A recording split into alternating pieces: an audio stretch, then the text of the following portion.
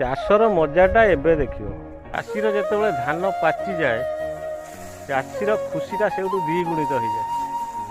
ଫସଲ ଯଦି ଭଲ ହେଇଛି ତାହେଲେ ଚାଷୀ ଖୁସି, ଫସଲ ଯଦି ଭଲ ନହେଲା ତାହେଲେ ଚାଷୀ ମଲା ଆଉ। ଚାଷୀ କୂଳ ହତାଶ।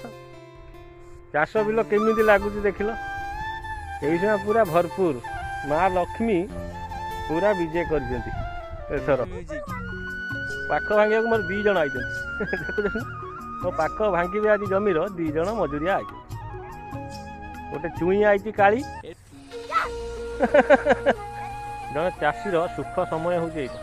ଏଇ সময়ଟା ଭାରି ଖୁସି ଲାଗେ ଚାଷୀ। ଯେତେବେଳେ ଫସଲ ଆମଦାନୀ ହୁଏ ସେତେବେଳେ ଚାଷୀକି ବହୁତ ଖୁସି ଲାଗେ।